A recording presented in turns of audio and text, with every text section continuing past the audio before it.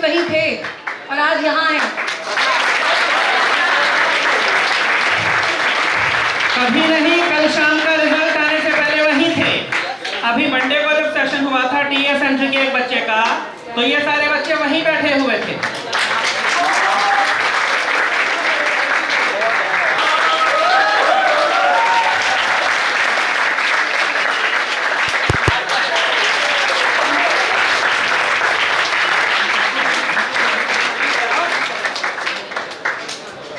देखो बच्चों, जो बच्चे सामने बैठे हैं आप में से भी कई सारे बच्चे ऐसे होंगे जिन्होंने ये एग्जाम दिया था। कई सारे बच्चे हैं ना ऐसे? अरे हो कि नहीं? बाकी जो बच्चे 11th में हैं, ये तो नेक्स्ट ईयर 1 सितंबर से ये एग्जाम देना शुरू करेंगे ही, कोई बात ही नहीं है। अगली साल 11th वाले सारे बच्चों को 1 सितंबर को ये एग्जाम देना है। फिर 2025 के अप्रैल में बात आएगी, लेकिन उसके बारे में बात ही नहीं करनी है। 1 सितंबर वाला एग्जाम ठीक से टारगेट हो जाएगा।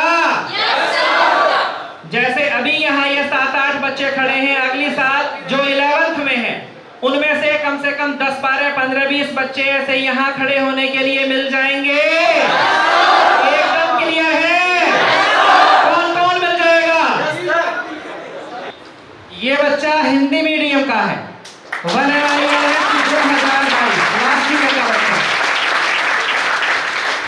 तो जैसा कि भाई ने बताया कि हमको मैथ और जीएटी दोनों पोर्शन साथ में लेकर चलना चाहिए और तैयारी करनी चाहिए। और मैं एक बात और कहना चाहूँगा कि मॉडल पेपर लगाइए और एमकेसी में मॉक टेस्ट जो होता है उसको तैयार कीजिए, कि जिससे गलतियाँ जो उसमें हो रही हैं उसको पता कीजिए। टीचर से काउंटर पर आकर मिलिए कि सर हमें बताइए कहाँ गलतियाँ मैं कर रहा हूँ, तो उससे आपको पता चलेगा।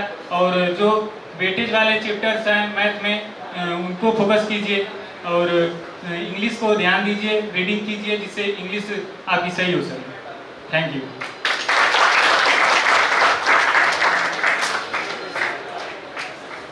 तो मैं यही कहना चाहूँगा कि आप अगर सारे सब्जेक्ट को अच्छे से देखते हैं, स्पेशली अगर इंग्लिश में 50 क्वेश्चंस हैं तो 40 प्लस कर ले जाते हैं तो आपका अच्छा स्कोर हो जाएगा। जो आप लोग अगली बार देंगे पहला अटेम्प्ट, ये सारे अटेम्प्ट हमारे फाउंडेशन के स्टूडेंट्स हैं जो आप लोग नेक्स्ट ईयर होने वाले हैं। जय हिंद एवरीवन।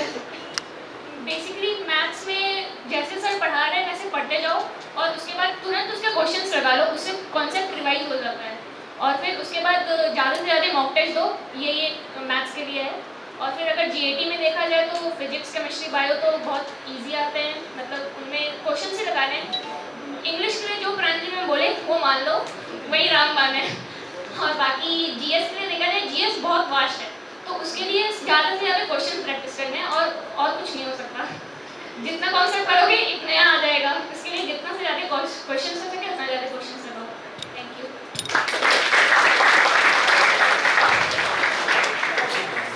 आप में और इन बच्चों में अभी आज की डेट में एक डिफरेंस है कि ये अपनी मंजिल के रास्ते को आधे से ज़्यादा ऑलरेडी कवर कर चुके हैं। डेटा आज सुबह से अब तक मैं कई सारे बैचेस में दे चुका हूं, सामने आप मेरे मौजूद हैं। एक बार रिपीट करना जरूर चाहूँगा। 3 सितंबर 2023 को जो एनडीए का एग्ज़ाम कंडक्ट हुआ, इसके लिए देश भर में करीब 8 लाख एप्लीकेशन डाले गए थे। 8 लाख एप्लीकेशंस में से अप्रॉक्सीमेटली 4.5 लाख बच्चे एग्जाम में अपीयर हुए, मतलब 3.5 लाख तो ऐसे बच्चे कि एग्जाम देने गए ही नहीं। Out of this 4.5 lakh approximately 50 to 70,000 का डेटा ऐसा जो बच्चा पहला पेपर देकर घर चला गया, पहले पेपर में ही उसको अपना लेवल समझ में आ गया, उसने एग्जाम दिया ही नहीं, वो नेचुरली डिस्क्वालीफाइड। अब ये जो करीब 4 लाख बच्चा बचा, इस 4 लाख में से करीब 2.5 लाख 2.5 लाख ऐसा रहा जो मैथ के पेपर में 75 की कट ऑफ टच किया ही नहीं, तो उसकी जीएटी की कॉपी चेक ही नहीं होगी, वो भी नेचुरली डिस्क्वालीफाइड। 8 लाख में से कहानी आ गई 1.5 लाख पर। 8 लाख में से 1.5 लाख बचा। अब इस 1.5 लाख का ये ऐसा बच्चा रहा जिसने तीनों प्राइमरी कट ऑफ क्लियर करी, मतलब मैथ के पेपर में कम से कम 75 आया, इंग्लिश के पेपर में कम से कम 50 नंबर आया, इंग्लिश के अलावा जो जीके और जनरल साइंस का पेपर बचा 400 नंबर का, उसमें इन बच्चों का कम से कम 200 मार्क्स आया, कम से कम 200 मार्क्स आया। सॉरी, 400 में से 200 नहीं, 400 में से 100, क्योंकि 25% का यूपीएससी बेसिक कट ऑफ लेता है। लेकिन बेसिक कट ऑफ के बाद जो 8000 वैकेंसी, मतलब 8000 बच्चों को जिनको एसएसबी के लिए कॉल किया जाता है, उनकी कट ऑफ बचने में इस 1.5 लाख में से बच्चा बचा 7800 बच्चा बचा। अब दिस बच्चा, मतलब all these children will be called for SSB. ये रिपोर्टिंग के लिए जाएंगे एसएसबी के लिए। इनमें से कम 6000 ऐसा होगा जो स्क्रीन आउट हो जाएगा, कम से कम 6000। 2000 बच्चा स्क्रीन इन होगा, उस 2000 में से कम 1500 बच्चा कॉन्फ्रेंस आउट हो जाएगा। केवल 500 बच्चा कॉन्फ्रेंस पास डिक्लेयर होगा, जिसमें से कम 70-80 बच्चा मेडिकली डिस्क्वालीफाइड हो जाएगा, मेडिकल आउट हो जाएगा। तकरीबन 420, 430, 440 की फाइनल मेरिट बनेगी, जिसमें से 395, 396, 398 के करीब करीब बच्चा फाइनली एनडीए में एंट्री करेगा। तो ये हुआ डेटा एनालिसिस। अब ये जो बच्चे आपके सामने खड़े हैं, ये 8 लाख में से फिल्टर होकर उन 7800 में आए जो कम से कम रिटन क्वालिफाई किए। तो इनके लिए कायदे की क्लैपिंग बनती है ना?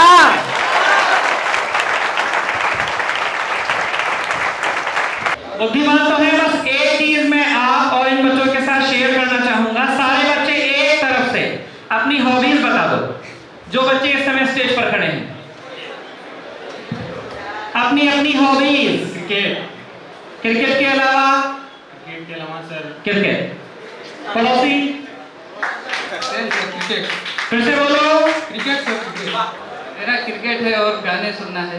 गाने गाना भी है कि खाली सुनना है? सुनना है, और हर वैरायटी के सुनता हूँ गाने। मतलब मोहम्मद रफी से लेकर भी प्राप्त तक। भोजपुरी ज्यादा। अच्छा, भोजपुरी से लेकर अंग्रेजी सॉन्ग तक। अंग्रेजी नहीं, भोजपुरी ज्यादा। तो तेरा फेवरेट सॉन्ग कौन सा है? फेवरेट सॉन्ग कौन सा है? अरे कुछ भी बता दे। फेवरेट कोई नहीं है, जैसे फेवरेट कोई नहीं है, जो अच्छा लगे, जिसमें चलो नेक्स्ट। Sir writing stories. फिर से बोलो।